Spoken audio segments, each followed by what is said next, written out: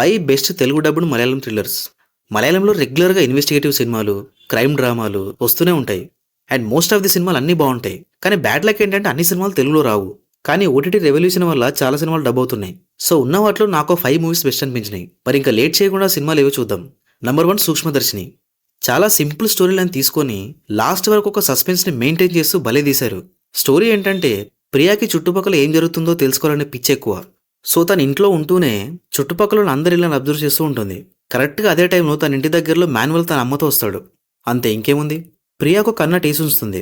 కానీ కొన్ని రోజుల తర్వాత అసలు ఈ మాన్యువల్ గాడు ఏం చేస్తున్నాడని డౌట్ వస్తుంది. దీంతో ఇంకో కన్ను కూడా ఇస్తుంది. చాలా డీప్గా అబ్జర్వ్ చేసిన తర్వాత మాన్యువల్ పైన డౌట్ ఇంకా ఎక్కువ అవుతుంది. ఎలాగైనా మాన్యువల్ ఏం చేస్తున్నాడో తెలుసుకోవాలని డిసైడ్ అవుతుంది. అసలు ఈ మాన్యువల్ ఏం చేస్తున్నాడు అండ్ ప్రియా ఇన్వెస్టిగేషన్ ఎలా జరిగిందని సినిమాలో చూడాలి. సినిమా చాలా స్లోగా ఉంటుంది కానీ అసలు ఏం జరుగుతుంది నాకు తెలియాలని ఫీల్ అయ్యేలా చేస్తుంది సినిమా. లిటరల్గా మాన్యువల్ ఏం చేస్తున్నాడో లాస్ట్ వరకు మనకు కూడా తెలియదు. అండ్ ఆ క్యూరియాసిటీని చాలా బాగా మెయింటైన్ చేశారు. సినిమాలో రైటింగ్ అయితే చాలా బాగుంటుంది. అండ్ అన్ని డాట్స్ కనెక్ట్ అయ్యాక లాస్ట్లో భలే ఉంది అనిపిస్తుంది. స్క్రీన్ ప్లే బిగ్గెస్ట్ అసెట్ సినిమాకి. సినిమా హాట్స్టార్లో ఉంది, మిస్ అవ్వకుండా చూడండి. సినిమాలో మసాలా ఏం లేదు, అందరూ హ్యాపీగా చూడొచ్చు. నంబర్ 2 తలవన్.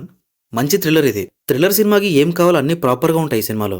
స్టోరీ ఏంటంటే CI Jayashankar and SI Vasudevan same పిఎస్లో వర్క్ చేస్తుంటారు. వాసుదేవన్కి అండ్ జయశంకర్కి అస్సలు పడదు. చిన్న చిన్న వాటి గొడవలు అవుతూ ఉంటాయి. కట్ చేస్తే సిఐ జయశంకర్ ఇంటిపైన ఒక డెడ్ బాడీ దొరుకుతుంది.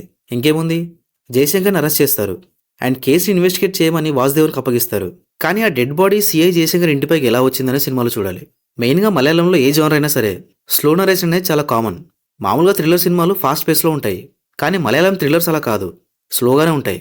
సేమ్ ఈ సినిమా కూడా అంతే, నరేషన్ స్లోగా ఉంటుంది. కానీ సినిమా స్టార్టింగ్ నుంచి ఎంగేజ్ చేస్తుంది. ఎప్పుడైతే జయశంకర్ అరెస్ట్ అవుతాడో అక్కడి నుంచి స్టోరీ ఇంకా ఇంట్రెస్టింగ్గా మారుతుంది. వాసుదేవన్ చేసే ఇన్వెస్టిగేషన్ కూడా చాలా ఎంగేజింగ్గా ఉంటుంది.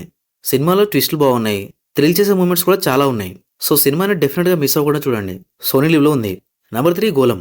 ఎలాంటి ఎక్స్పెక్టేషన్స్ లేకుండా సైలెంట్గా వచ్చి ఇటు కొట్టింది. స్టోరీ ఏంటంటే చిన్న కంపెనీకి ఎండీ ఐసాక్ జాన్ వాష్రూమ్ కని వెళ్తాడు, కానీ మళ్ళీ రాడు. చూస్తే అందులో చనిపోయి ఉంటాడు. మరి ఎలా చనిపోయాడనే సినిమాలో చూడాలి.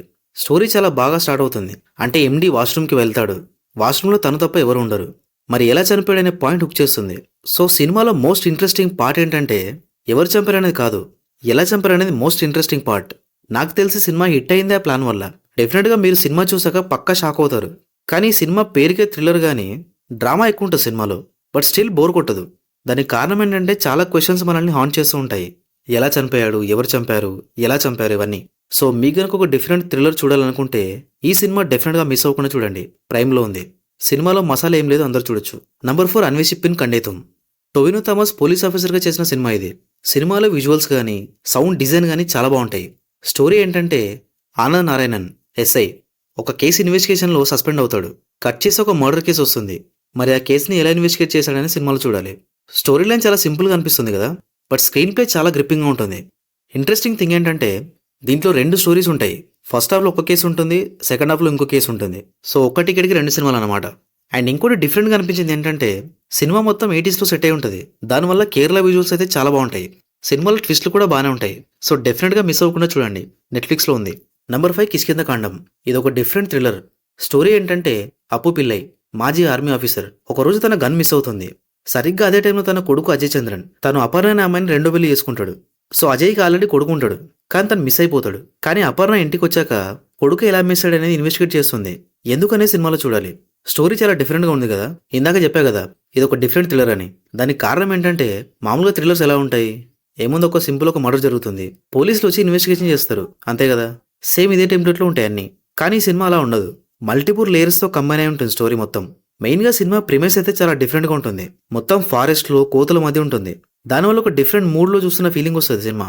భలే ఉంటాయి విజువల్స్ అయితే. ప్రాపర్గా సస్పెన్స్ని హోల్డ్ చేస్తూ లాస్ట్ వరకు చూసేలా చేస్తుంది cinema. So don't miss this brilliant thriller. సినిమాలో మసాలా ఏం లేదు, అందరూ చూడొచ్చు. హాట్స్టార్లో ఉంది. సో అంతే, ఇంకా నా ఒపీనియన్లో 5 మాత్రం బెస్ట్ అనిపించినాయి. మరి ఇవి కాకుండా మీకైనా బెస్ట్ అనిపిస్తే డెఫినెట్గా కమెంట్ చేయండి. Thank you for watching this video.